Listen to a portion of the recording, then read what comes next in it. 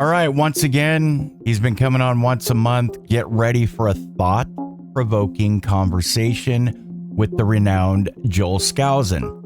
Now, I have to make this clear as we dive in to a wide range of topics that will likely spark both agreement and disagreement. Please be respectful. While I may not see eye to eye with Brother Skousen on every issue, I believe his expertise in various areas of life is invaluable. That's why I have him on. Otherwise, wouldn't have him on. But I don't agree with everything he says. But you will see me respectfully nod my head at times because he is not only my elder, he's paid his dues in life, and I do resonate with a lot of what he says. So yes, I believe his expertise in various areas of life is invaluable, and so do you. That's why you're coming here. And I encourage you to cherry pick, I say this over and over again, the insights that resonate with you.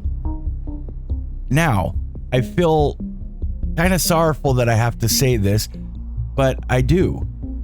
Please note that I do interject at times during the interview, and I kindly request that you refrain from telling me or let him talk, Troy. Instead, let's engage in a respectful dialogue, remembering that we're all adults here, right? We are all adults. On that note, welcome to the last dispensation. You're living in it. Okay, once again, we have Brother Professor. I always say professor. Are you a professor? Well, I do a lot of teaching, but I'm not at any university. They won't have me. That's right. I wouldn't be there either. If you watched this, Jerry Seinfeld was at Yale, I think, or was it Harvard, where he basically just said, I don't care what you guys think. I'm going to talk about woke and the left, and you guys are all wrong. And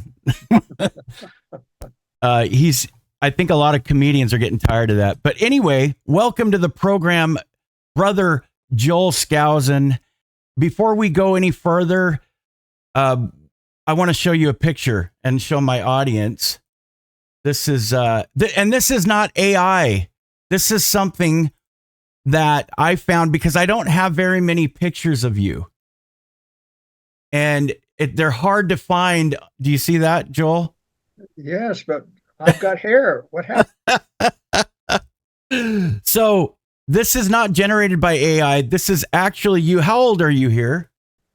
Oh, I'm probably about 65 there. Wow, you look 35. Oh my goodness. So you really take care of yourself. You really do. You're a handsome guy. But this is Joel when he was 65. So that background is fake. And then I put the little highlights on your glasses and on your neck there to make it look like you were there. And then AI decided to add hair. But the photo is actually real. It's just doctored up. Anyway, I'm going to start using that probably for your thumbnails. All right, let's get started. Let's get going in the program. I know we wanted to talk about Brigham Young. We're not going to do that yet. But let's talk about the World Affairs Brief. There's a few things. First of all, how much is that?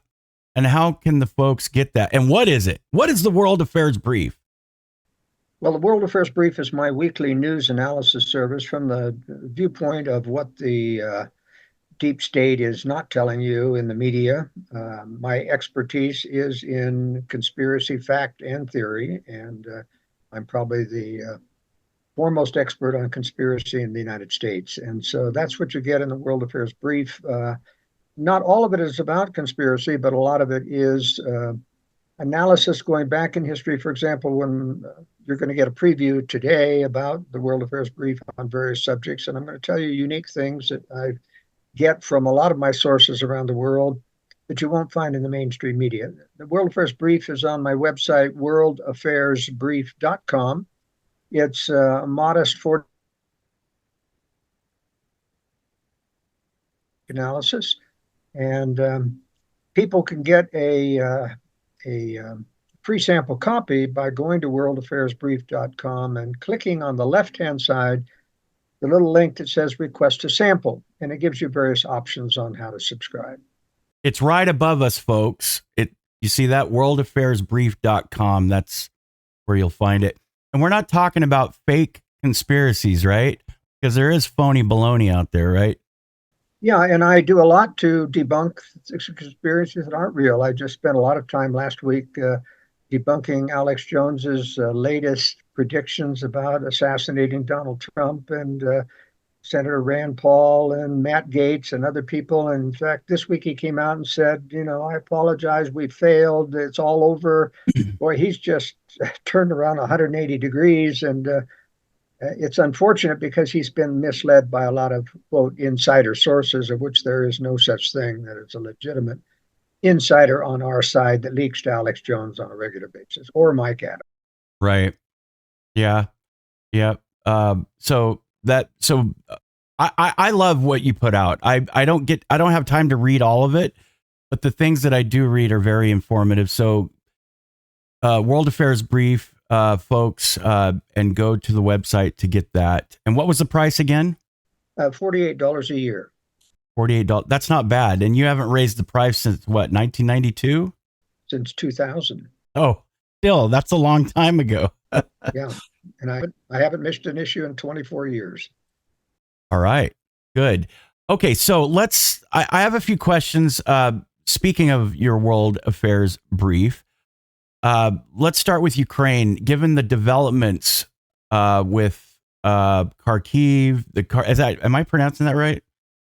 The Kharkiv region, and then talking about opening this new training center for drone operators in Kiev. How do you see this conflict evolving within the next few months?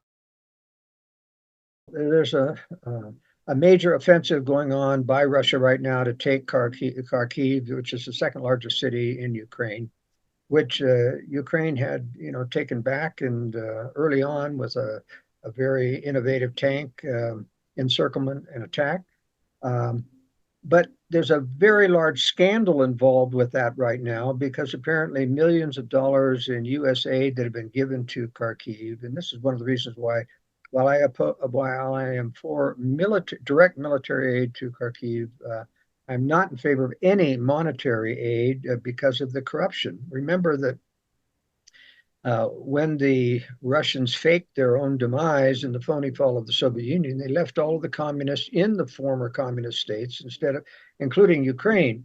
And so the corruption there has continued continually since then. And part of that was manifest when there were millions of dollars spent on defensive preparations around Kharkiv, including massive minefields. And a lot of this money, all of this money, virtually all of it, went to fictitious companies and pocketed by various corrupt elements in Ukraine. And so the Russians were able to walk through without any minefields at all. A major, major setback for Ukraine, just as U.S. Resupply of weapons, including artillery shells, are arriving, which will allow the war to continue. Ukraine's probably not going to be able to win this, but they can make it sufficiently costly for Russia that Russia may have to give up at some point.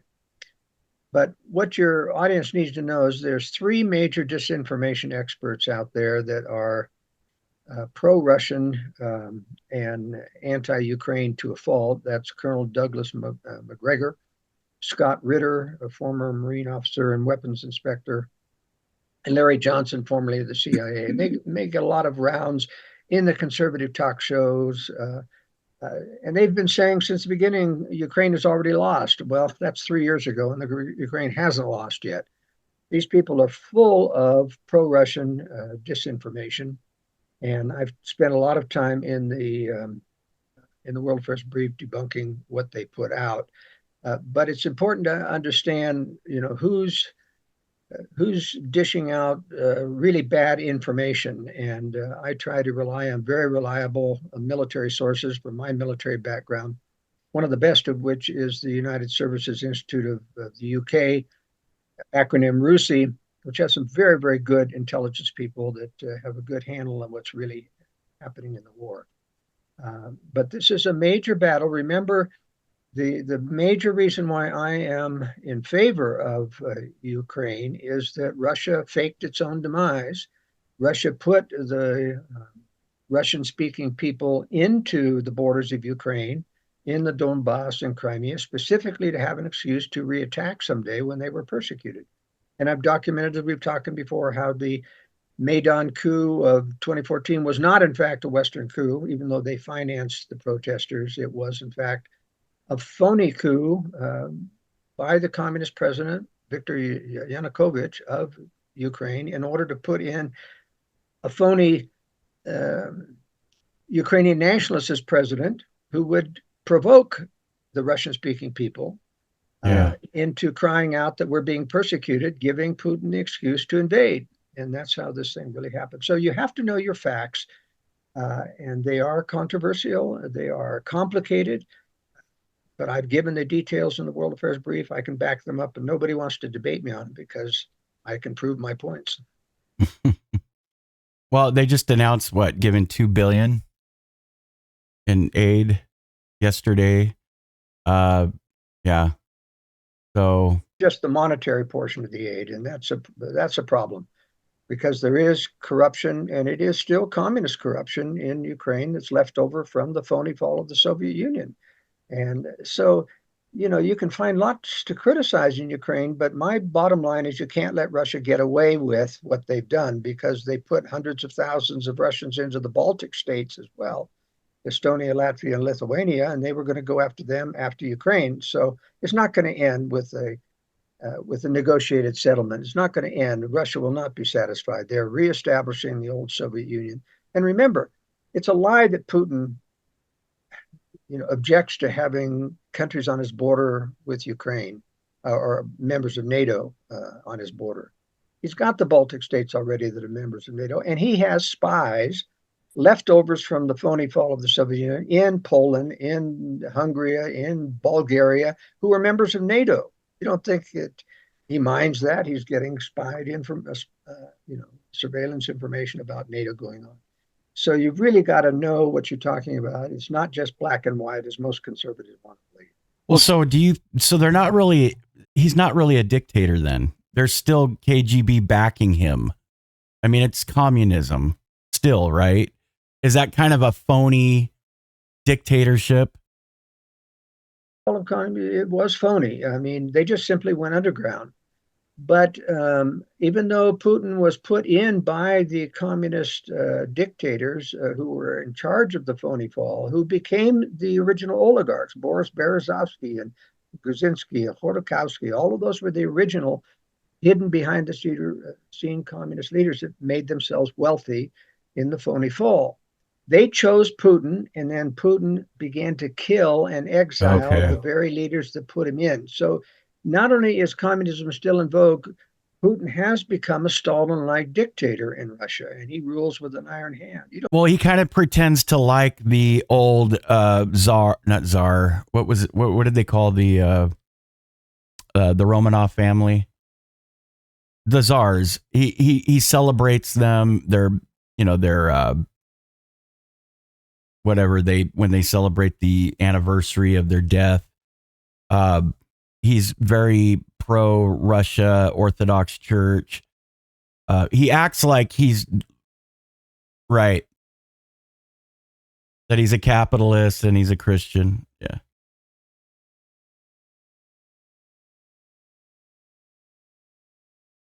They are still infiltrating Hollywood and promoting, as they have been since the 1930s, the woke agenda and to corrupt Americans. So he's anti-woke about Russia. He didn't want their society corrupted, although it is very corrupt in terms of alcoholism and divorce. Right. The useful idiots over there right now. That's right. But he wants them in the West. Right. So he pretends to be anti-woke for the Western consumption. But this is a major disinformation campaign of which almost 90% of U.S. conservatives have bought into. And it's very, very disturbing and sad. Well, okay, so I didn't want to stick on this subject too long because I got a few other questions about some other stuff. But since you mentioned that, do you think that Tucker works for that agenda as well? No, not at all. Tucker's Okay. simply uninformed about history. He knows nothing about conspiratorial history going back. He didn't know anything about the phony fall. Even when Putin admitted right to his face that Russia initiated the fall, and he didn't understand what he was hearing. In fact, not one of the Russian critics in the EU has picked up on this because they bought into so long the traditional narrative that the Soviet Union fell. They don't realize the narrative was that it fell spontaneously because of ground level protests against Russia. But that's not how it happened. Putin admitted the top levels of the Russian government initiated the fall, and they did. Erich Honecker said he got orders from Moscow to let the riots go forward. Same thing with Yeltsin, got orders to let the riots go forward, and they let it happen. They told the Stasi to stand down in Eastern Europe. They told the KGB to stand down. This is not a spontaneous revolution. And there is no example in history ever of a tyrannical regime saying, we give up, we're going to be good guys now. And they never were good guys. They continued to hide all their secrets. They continued to lie about all their disarmament treaties. It's just, but Tucker Carlson is a nice person, but he's uneducated about conspiracy. And so he isn't able to see the falsehoods going around and what he was being told by Vladimir Putin. So he's definitely not on board with Western globalism then. I'm talking about Putin. Well, let me put it this way. He's against Western globalism, not because he wants to save us from it, but because he wants to, with China, establish their own form of globalism, which will be much more tyrannical than our own Western globalists, simply because the Western globalists have to pretend, at least, that they respect democracy. Right. They're all satanic-based conspiratorial centers of power, and they are not in collusion. The West has been in collusion it's a one-way street to build these two enemies. And I've documented this in all of my work. In fact, coming out next week in my at joelskousen.com will be my campaign for president position. And I'm going to have a series of videos that I did about 2 years ago with Lost Arts Radio on the history of the deep state. Eight-part series. You can click on, go to joelskousen.com next week. It's not ready yet. Okay. And click on the videos, and there it is, the history of the deep state in 6 series that will tell you all of the details you've always wanted to know about how the United States got ourselves into this globalist mess that we are, and how we built these enemies. Not we, but the globalist, our own globalist government. Interesting. Okay. So let's talk about Israel for a second. But let me ask the question. There's reports of the United States cutting off military aid to Israel. This invasion of Rafah, that hasn't happened yet, right?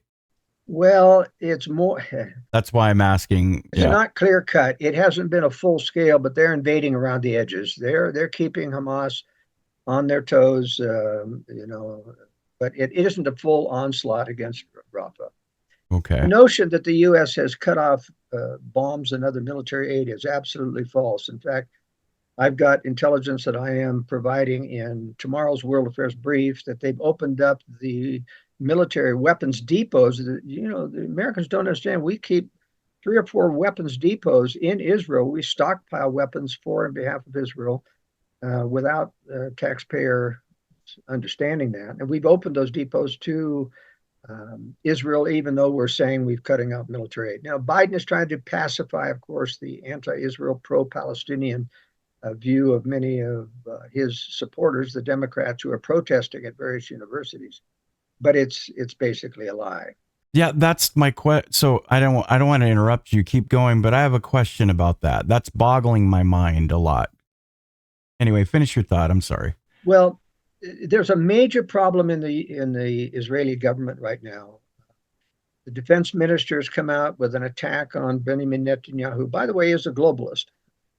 I mean, he's a Henry Kissinger protege. He's nothing he does within Israel really is within Israel's national interest. But the defense minister come out and condemned him for saying, we don't want either Israeli occupation of Gaza, and we don't want Hamas to rule the civilian like it was before.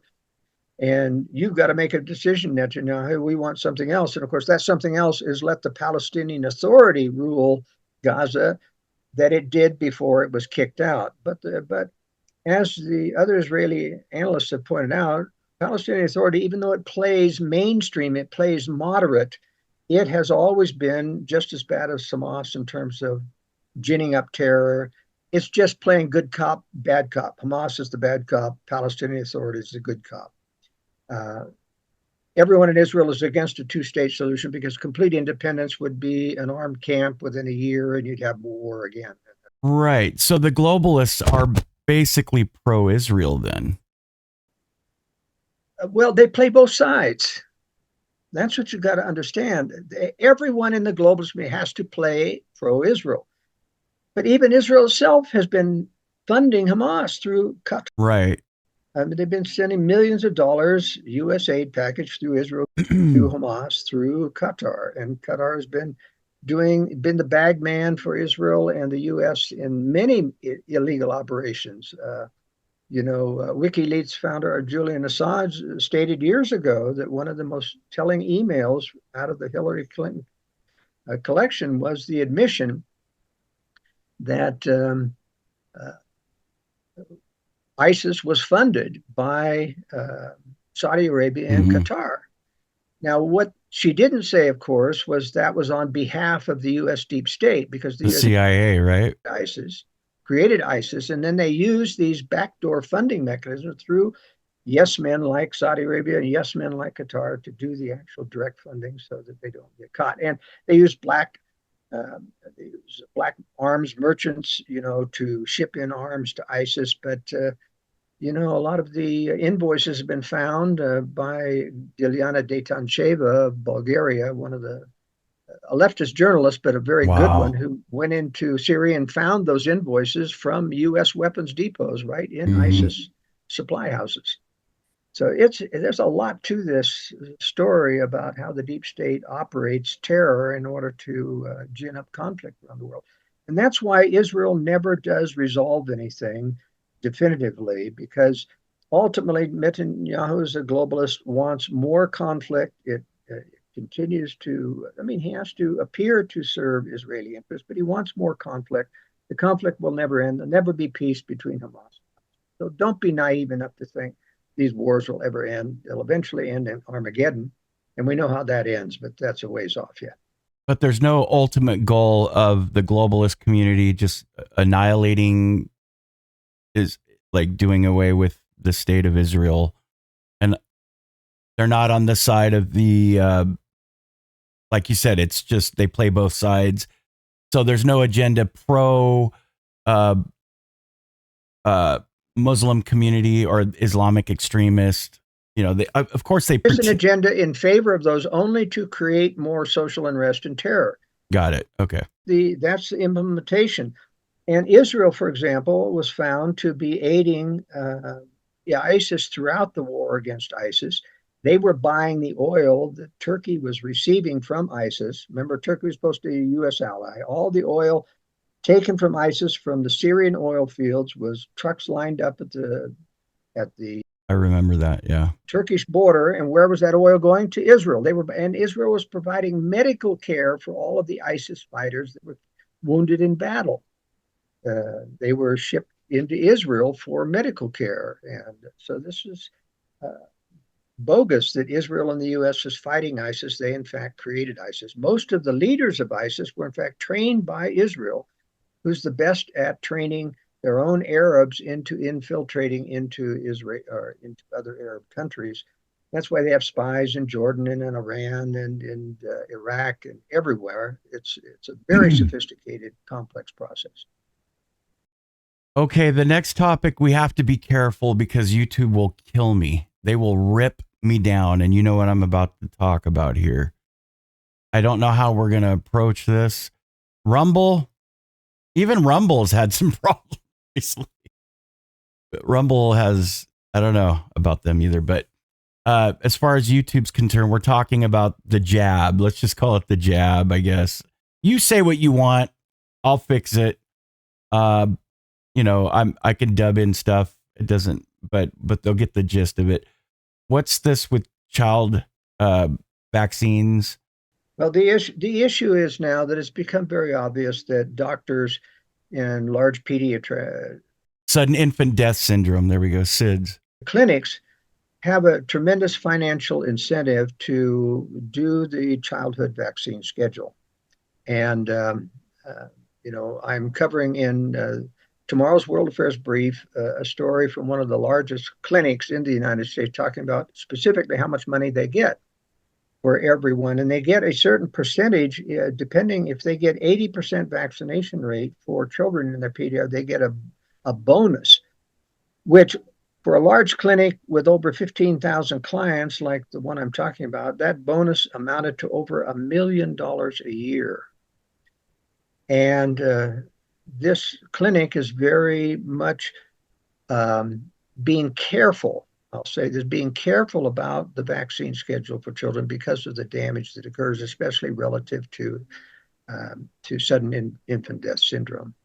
And the statistics are pretty clear here that there is a lot of sudden infant death syndrome that follows a childhood vaccination schedule, especially with younger children, because their immune system is not appropriately developed enough to handle the contaminants and the problems that mass production of any jab will produce. And so that's going to be the major story. But you've got to be very careful about these things and use your conscience, which will warn you about these things, and be careful of following establishment medical protocols just because a doctor says or a hospital says you've got to do these. And that's one of the problems with having hospital births now, is that hospitals do try to force infants to have a certain amount of vaccines. And that's the worst thing that you want to do with children who have an undeveloped immune system. So that's why a lot of people are going to home birth or to birth centers that are run by lay midwives so that they aren't working under establishment protocols. It's very safe for people that don't have a lot of complications, and I highly recommend it. Yeah, definitely. Okay, so let's go to before I get to this next one, do you see on the horizon another pandemic or something worse than that, as far as something similar to COVID-19? Well, it looks like they're ginning up a N51 bird flu pandemic. Whether or not it's going to be pandemic X or not, as they are predicting, we know that they're planning things, and things will happen again. The CDC is already starting to put out a lot of hype about it infecting animals that test positive for this, and you can't really trust these tests anymore, because they do have a very fake type protocol that you can almost find anything if you amplify a test as many times as they are doing, as they did during the former pandemic. But the key, CDC is putting up a watch site now for bird flu pandemics. They're starting to hype this, and so it may well be one. And I've got an article in tomorrow's brief about the fact that they are admitting this can be lab modified to be able to infect humans. So it may be the one that they're going to do. I'm not sure it's going to be much more effective than the COVID pandemic in terms of ginning people up into restrictions. I like how you slipped in the L after the P there. Well, it's going to be much more effective in terms of increasing the fear factor if they do something that involves a pox that shows up on people's skin or face. Then the horror factor is increased by about 10 times. And you'd be surprised how people can be talked back into the same restrictions that they've now learned to appropriately reject to. Yeah.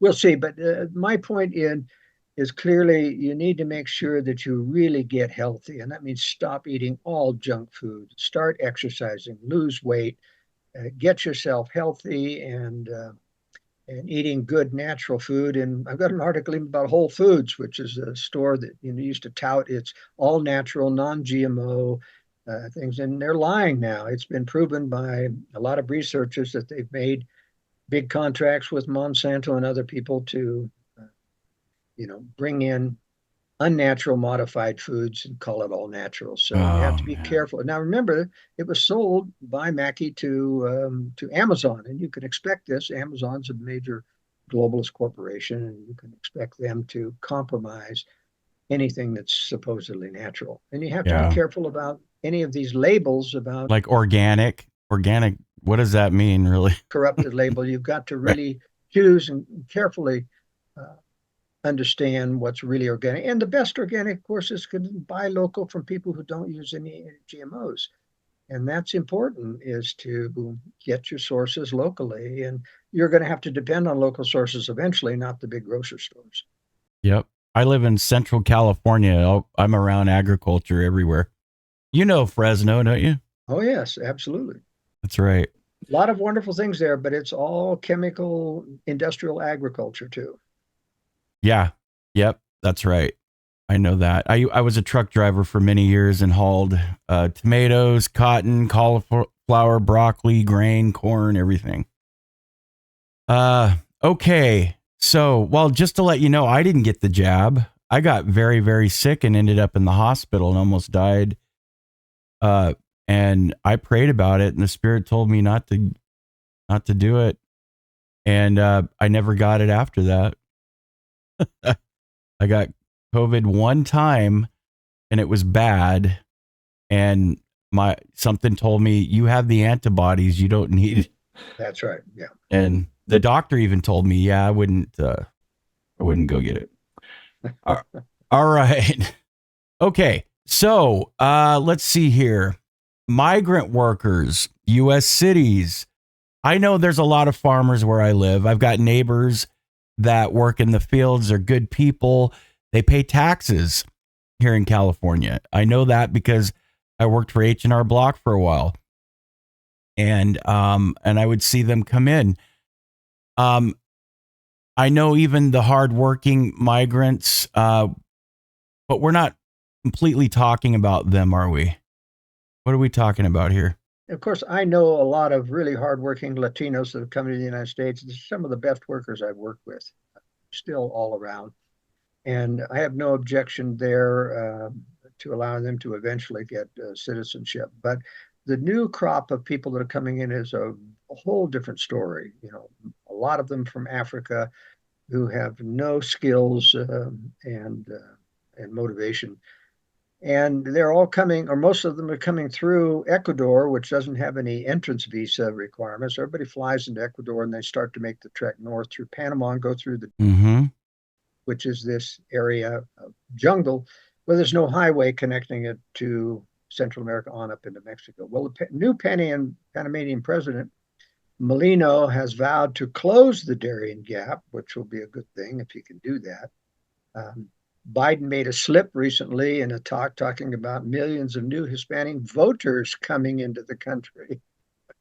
Instead Wow. of migrants, he used voters. Well, Yeah. obviously he knows He slips up. in the White House, these are voters coming in. And in tomorrow's brief, I've got a major piece on proof that Mexico is directly aiding illegals traveling through Mexico to the U.S. border, providing buses for them, providing money. I mean, this whole sham meeting between Mayorkas and Biden with the president of Mexico about how we can stop illegal. What a sham. I think the best thing we can do is let Biden give many speeches because he gets confused with what he's supposed to be reading off the teleprompter with the meeting he just had with the deep state. And then he just spills it all out. These are voters. Yep, you are absolutely right. Well, I have two friends that work on the Texas border and also here in I don't know if you're familiar with Centinela and the border there by Tijuana. And they say the people will come over, Joel, and be speaking Spanish, and then all of a sudden you'll be hearing them speaking Arabic. It's scary. There's people, right? You know what I'm talking about. Absolutely, no. And not only that, they're allowing, about 1,000 to 2,000 Chinese males a month coming in, and these are all military age, and they're not going to be an invasion force for them, but they are going to be a fifth column saboteur force. And we now already has, as I pointed out in the World Affairs Brief, swarms of drone going over military air bases, not attacking anything, but photographing and mapping out everything in military. And I bet those are swarms put out by these Chinese coming in who are probably tech savvy, can illegally buy drones in the United States with cameras and then transfer that information through TikTok back to China. But this is very, very concerning that the Biden administration is turning a blind eye to this. But what I'm most worried about, is these immigrants locked up in camps now are starting to get restless. They're being locked up. They consider themselves prisoners now, the ones that aren't released into the open society. And a lot of those are now complaining and making demands. We want more food. We want more Latino television or Arab television. We want immigration lawyers paid for at taxpayer expense. And all these Democrat mayors in Denver and New York and California are acceding to these demands at U.S. taxpayer expense. Yeah. Yep. Our medical situation here in California is horrible. Well, okay. So do you see Trump with a better plan if he's president? I don't know if he will be or not, but mass detention, deportation programs, do you think that would affect the crisis that we have now? Would it help? Well, I can tell you, first of all, that if he were perchance to be able to get elected, and he won't, I can tell you that because none of the theft mechanism through tabulation computers has ever been remedied in the United States. So they won't allow him. But even if he were, I'll tell you, the courts would block him. Every time he tried to do something, there'd be a suit filed by the Democrats, and the courts, which are about 80% staffed by, people on the other side, they'll block Trump at every aspect. So it would be, and they wouldn't allow him to have, control over both houses of Congress, even if he were elected. And even when he was elected, we had rhino Republicans like John Boehner and Paul Ryan blocking him at every turn and not funding the wall. So he was not able to do a lot because of, and that's one of my campaign approaches in running for president this year, is to talk about to Republicans specifically. You've got to realize your party is controlled at the very top, not the Democrats, which are thoroughly infiltrated throughout. But they only control the Republicans at the top. People like Mitch McConnell in the Senate, people like Lindsey Graham, he's a globalist, and many other rhino Republicans like Mitt Romney, soon to be replaced by another Democrat turned Republican, probably from Utah, which is, if the Utahns are stupid enough to elect John. I didn't say that, Utah. He did. You don't live in Utah? I do. Oh, okay. But in any case, what I'm saying is that they're not going to allow Trump to be reelected. Right. And so, So would you give advice to the next guy? What kind of guy do we need in there then that's going to negotiate with the No. The left? The point is, you have to.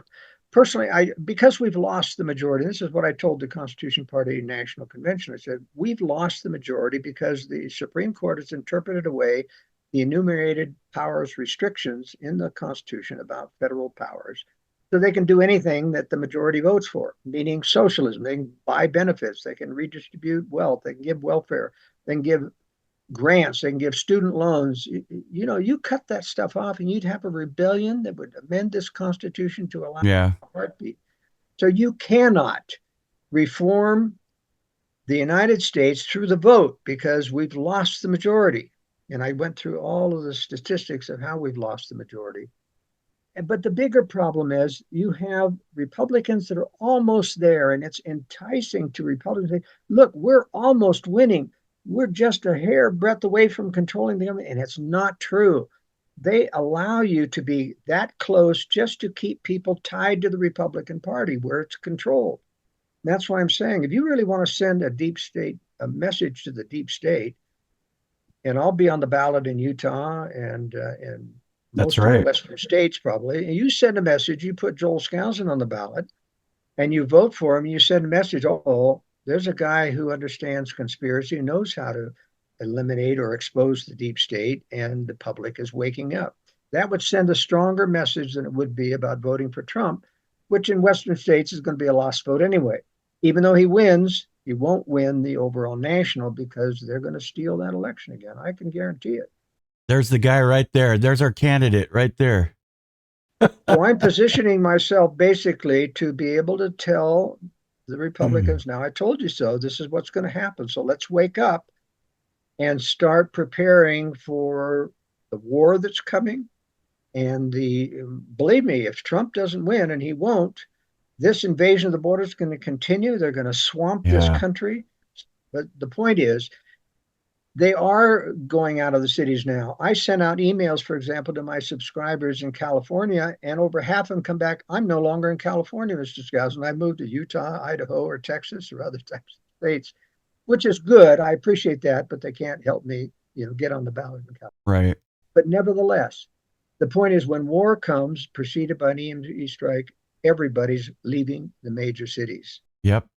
Either as a refugee, or if you're smart, you're going to prepare in advance to be able to get out before that war and that EMP strike, so that you're not one of the refugees in long lines trying to walk out of the cities, or stuck in lines without gasoline in a car. Yeah. Well, I'm talking to my wife about leaving California. We had 15 years ago, we had 2 wards in Hanford. Hanford is 60,000 people. That's 7 miles from here. I'm in another town. I'm like, people know Lemoore Naval Air Station. We have a ward too, but now we're down to 1 ward in Hanford. They're downsizing the stakes. It's going backwards. Like in the 50s, we were a branch and we belonged to a neighboring stake. Now it's going back in that direction. A lot of Latter-day Saints are leaving California and they're going to the Midwest. And not just Latter-day Saints. And people are leaving New York too. We talk to people. It's crazy. All right. So now that was the world affairs brief. We hit on a little bit, but you go over a lot more. Folks, you need to get that newsletter, I guess you would call it, right? Yes. You need to get it and stay informed and know what's going on. I want to talk about, and I think you wanted to talk about it too. How much time do you have left? About 20 minutes? Yeah. Mm-hmm. Let's talk about Brigham Young and what's going on, man? What is this something new? This narrative that Brigham Young was not a prophet, that he had something to do with Joseph Smith's martyrdom. I've heard it the other way around too. Just pick your favorite prophet. I mean, who you think is not inspired or inspired. Some people say it stops with Joseph F. Smith. I've heard people say that David O. McKay was the last prophet. So what do you think? What's going on with Brigham Young? Well, this is a concerted effort by defenders of the church. And there are several podcasters out there like Michelle Stone and others that are legitimate defenders of the church, who have been enticed into believing that Joseph Smith never practiced polygamy and that it was all a fraud perpetrated upon the church and formalized under Brigham Young, and that he was a rascal and all the other polygamists basically were fooled by Brigham Young into doing this, including the fraudulent 132nd section. This is a very evil agenda, but it appeals to, how should I say, soft-minded members of the church, conservative defenders of the church, who have always been uncomfortable with the polygamy issue, don't want to believe that Joseph Smith was a prophet, don't want to believe that he used the seer stone instead of the Urim and Thummim to translate. Don't want to believe any of the embarrassing things that happen to be true. because they want to be black and white. They want to have Joseph Smith, the pure prophet who never did any error, and everything that's wrong with the church, we start with Brigham Young and heap it upon him. But I want to debunk that here and now, and I want to say this isn't true in the first place. Joseph Smith did sign an affidavit along with Emma, along with Brigham Young, along with Heber C. Kimball, and all the other higher church leaders in Nauvoo who were practicing polygamy before they left, secretly, signed an affidavit before the court saying that they did not practice polygamy and eschewed the doctrine. And so the good people who are trying to protect the church think that, well, they say Joseph Smith was a prophet, so he couldn't lie. We can't tolerate the idea that Joseph Smith lied on that affidavit. Well, prophets do lie sometimes to protect themselves. And if you understood the situation in Nauvoo at the time, with all of the forces in Nauvoo and Illinois ready to pounce down upon them if they were to admit to polygamy, you would understand why he had to lie to that. And prophets have lied. You know, we have the example of Abraham lying about his wife Sarai being his sister, which is kind of a half truth, but nevertheless, it was a lie to fool Pharaoh into not killing him in order to get possession of his good-looking wife, Sarah. The point is, Brigham Young did have his faults. You know, Brigham Young preached the Adam God doctrine for over 30 years, and it was a false doctrine that Adam was God the Father. But you see, it's more complicated than that. Brigham Young, I believe strongly, had a vision because he talked about seeing Adam in the pre-existence bring one of his celestial wives, Eve, to earth to be his wife on earth. So in essence, there was plural marriage even spiritually before the world, according to the vision of Brigham Young. But he saw Adam referred to as a God in his vision and simply misinterpreted that as God the Father, not being cognizant of the concept early on in the church about more gods under God, meaning gods with a small g. And the Lord doesn't always correct people right away either. That's a separate point. Let me just talk about that, an interesting point.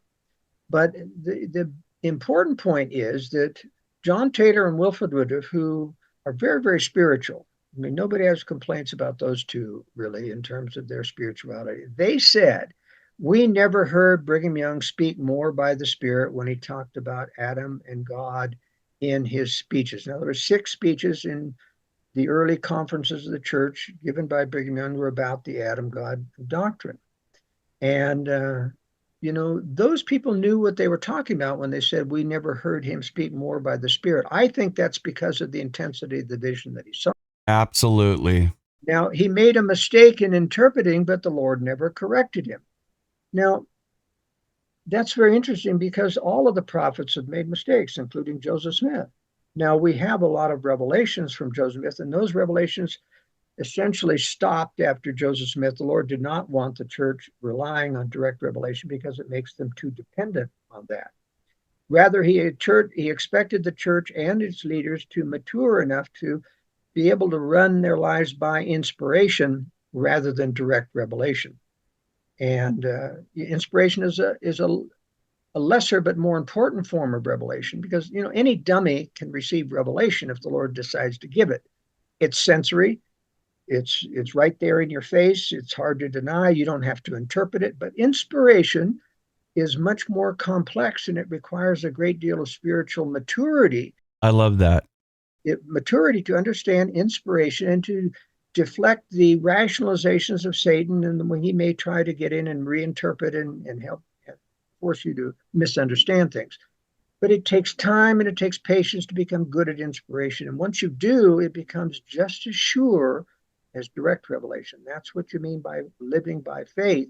Faith is the assurance that something is true before you know it by your senses. So you see, you can have that assurity, but it has to come through the Holy Spirit, and it has to be the correct spirit that you're listening to, because there is deception. And Satan can imitate both direct revelation, appearing as angels, as he did to Denver Stuffer, who I believe is a modern-day Corey Hoare, and saying that I'm Jesus Christ when he's not. But in any case, the important thing is to realize that Brigham Young had many revelations after he left Nauvoo. He had a revelation where he saw the St. George Temple at a certain place in St. George, even though it turned out to be a swampy type ground with a spring coming out of it. He was insistent, this is where the temple has to be. I have seen it.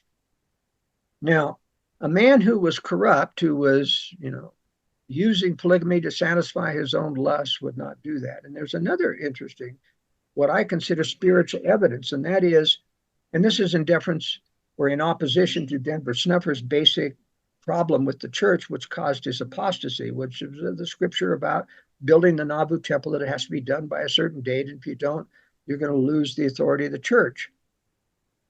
Well, they didn't make the date, but the Lord didn't lose the church or penalize the church or dethrone it as being the restored church. And the proof of that is that in the dedication of the Salt Lake Temple, which occurred many years afterwards, there was a huge outpouring of angels appearing and spirits appearing and other things which never could have happened if the church had fallen from grace from the Lord.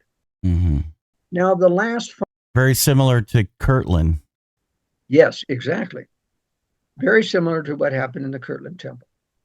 But the other evidence, which to me in my own mind is most powerful, is the fact that, when you really study the scriptures, and especially the Doctrine and Covenants, you learn to perceive what the voice of the Lord sounds like in real revelation. The Holy Ghost. And when he testifies to you, and the Lord speaks with a very powerful, clear voice. I am the great I am. I am the first and the last. I am this and that. Boy, it's direct and it's positive.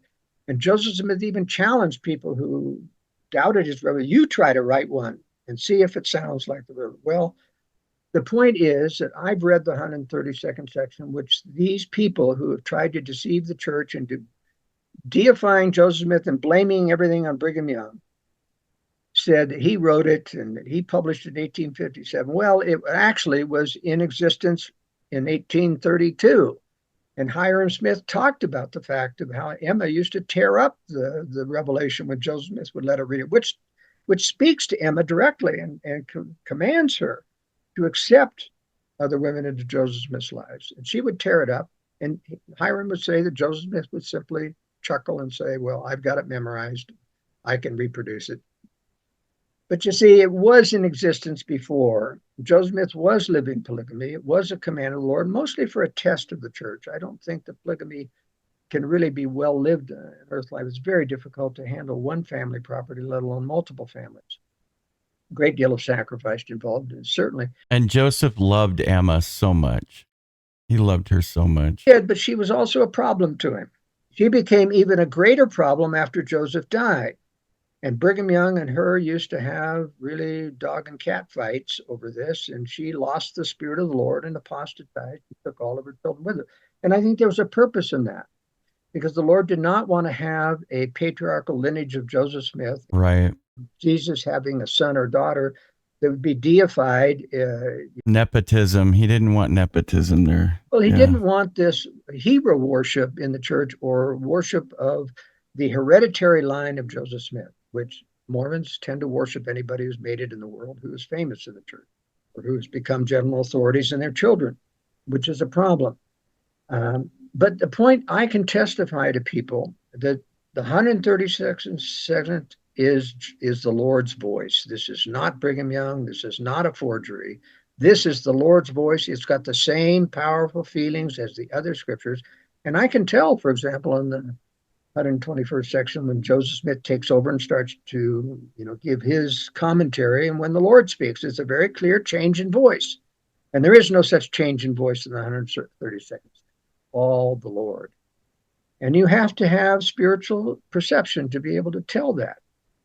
But, well, go ahead. Can I share something with you I'm sorry, I interrupted you, and people are going to get mad at me because I did that. So you better finish your thought. Well, my thought is this. Brigham Young made one basic mistake in his living of polygamy. Now, I'm not talking about his 27, 28 wives, et cetera, or the 35, by the way, that were married or sealed to Joseph Smith that we have evidence of. After the reorganized church was formed Emma Smith sent his sons, Joseph's sons, to Utah to try to convert the members of the church away from polygamy. And so Joseph F. Smith went and interviewed all the women who were still alive at that time who had said that they had been sealed to Joseph Smith to get their personal stories. And there are several websites out there that have the testimony of all these women, and they're pretty credible. The ones that we have the best evidence that really did have sealed to Joseph Smith, they're not lying. They're really credible and true, and you've got to get around that. If you think that Joseph Smith never practiced polygamy. But the big mistake that Brigham Young made is that Brigham Young misinterpreted the doctrine about this is necessary in the 130 section, necessary to live this law. And let me let my cat in. Hold on. That's the culprit right there. Say hi to Brother Skousen. Hi. I'm a cat lover too. Okay. Sorry about that. Okay, so Brigham's mistake.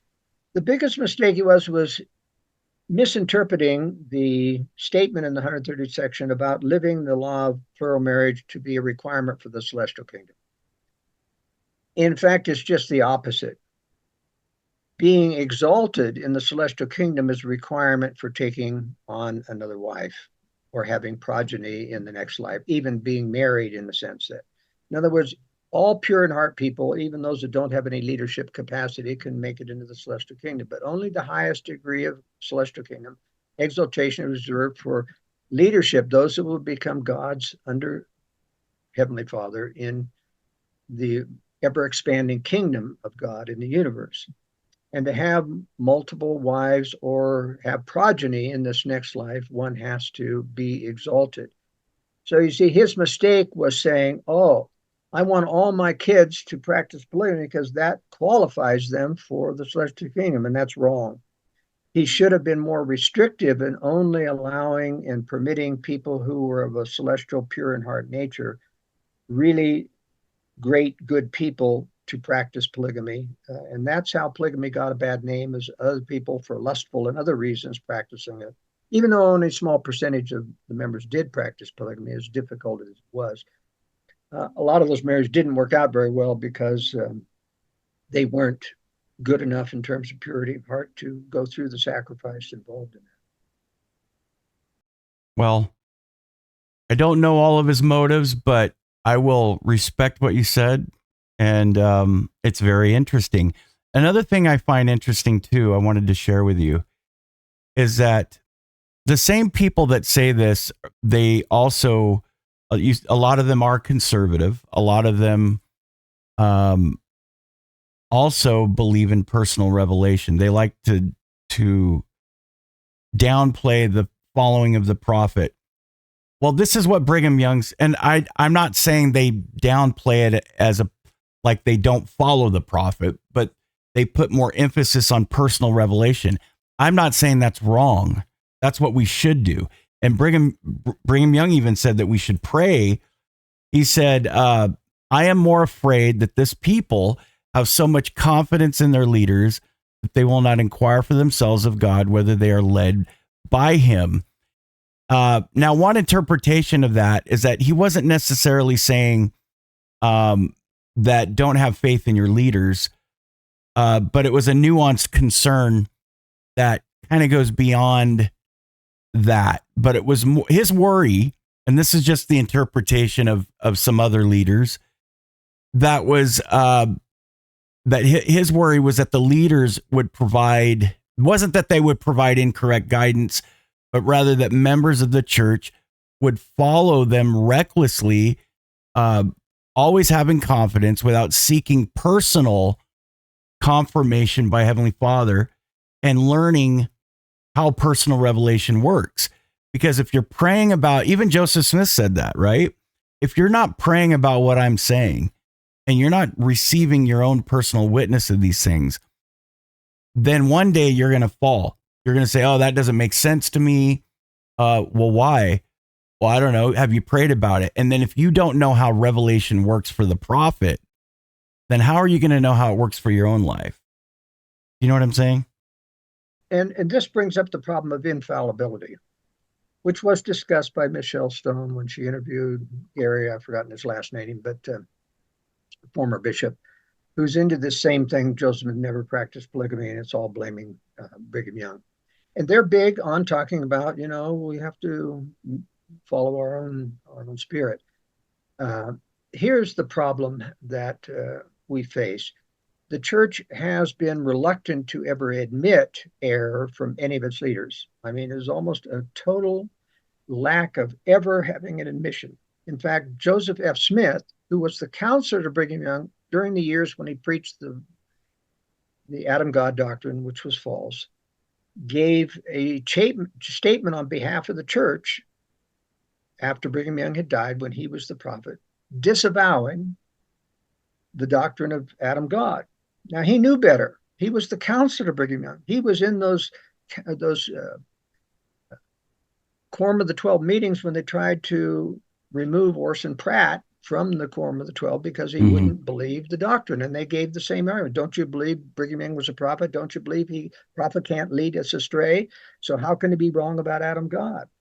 Orson Pratt, according to the minutes of that first presidency meeting, relented eventually and said, okay, I'll believe the doctrine. Then 2 weeks later, he comes back and said, no, I've tried. I can't believe it. It's wrong. And then Brigham Young died. And that's when the whole Quorum of the 12 disavowed the doctrine and stopped believing it. They were believing it only because... Why do you think they did that just unanimously? I mean, just simultaneously, sorry. Because they inside themselves, in the presence of Brigham Young, they weren't going to fight him. They weren't going to contest what it is. But inwardly, they tended to know that it wasn't true, even though they said yes to Brigham Young. Now, Brigham Young was a very hard driving leader.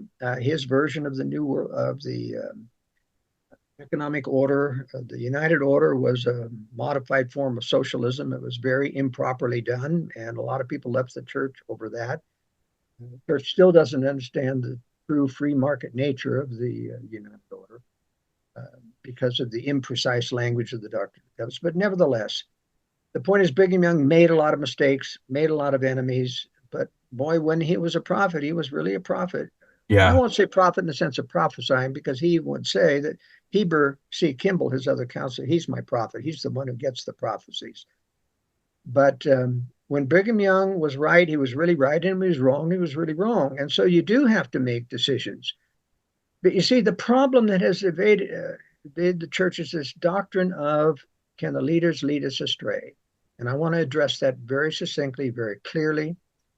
Brigham Young, or Joseph Smith, before he died, told the 12, and this was repeated by Wilford Woodruff in the most famous statement about it's not in the program for the church to lead us astray. That's the one most quoted, but it comes from what Joseph Smith told the 12 before he died. He said, if you or I were ever to intentionally lead the church astray, the Lord would remove us out of our place, period. That doesn't mean we're going to not make mistakes. That's right. We haven't let go of I'm not going to have you guys let go of the iron rod and end up in the midst of darkness. Well, but it's more than that. The point is, it's only about intent. The Lord would never allow a prophet to intentionally malintent, right, to lead the church in an erroneous direction. And it doesn't have to do with big errors or little errors. It just is about intent. All of the prophets have made errors, right? None of them have been intentional. If anybody wants to have an excuse to leave the church, it provides a ready excuse. Nobody leaves this church without violating conscience, who tries to prompt them. And if they stop getting bitter or letting Satan getting them bitter, they'll get the inspiration that I've gotten in life about why the Lord is doing this.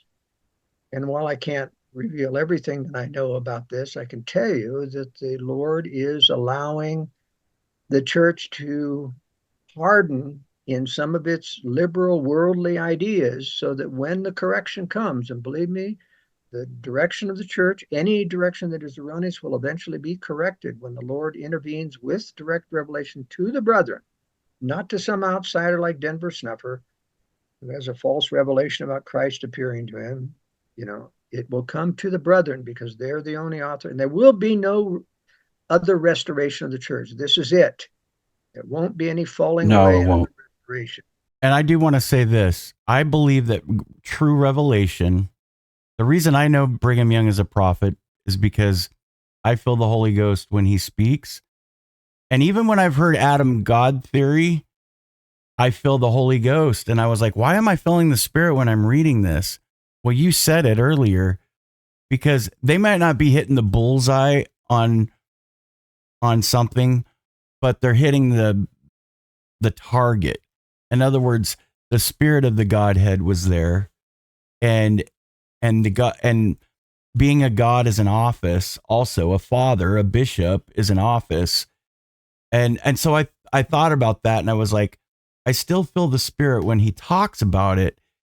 And then some have said, well, it's because it was interpreted wrong. I don't know about that. But here's my point, is that if false revelation is never accompanied by the Holy Ghost, I don't believe that. I don't believe it is. The Spirit doesn't make mistakes. It's only how people interpret it, or how they listen to Satan reinterpret or distort what they're hearing. And this is a complex problem. People need to read my essay, The Still Small Voice of Conscience. It's on both my websites, very easy to find. 26 pages long, and will give you an education on the three different voices you get in your mind: your own, the Lord's, and satanic influence. And you've got to become good at distinguishing which voice is talking to you. Start to live according in order to get better at it, because the more you distort conscience, the worse you get at it, and the worse your conscience. Right. No, I agree. Well, and the Spirit will leave if you have some leader, for instance, doing something nefarious to the innocent. You know what I mean? And we've had that happen in wards, and we've had, you know what I'm talking about. I don't have to spell it out. And yes, I agree with that. I think, but for the most part, I don't think we're going to have a prophet or apostle lead us in way far away, like you said, in that darkest abyss, or in. That's true. That's true.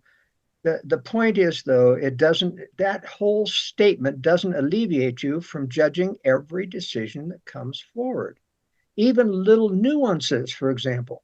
And that's why listening to conscience is so important, because that's where you're being tested every hour of the day, hundreds of times, little promptings and how you obey. And I'll tell you, the Lord really rejoices when he sees somebody who listens to every little prompting and has the self-control to do it. And then they really progress rapidly.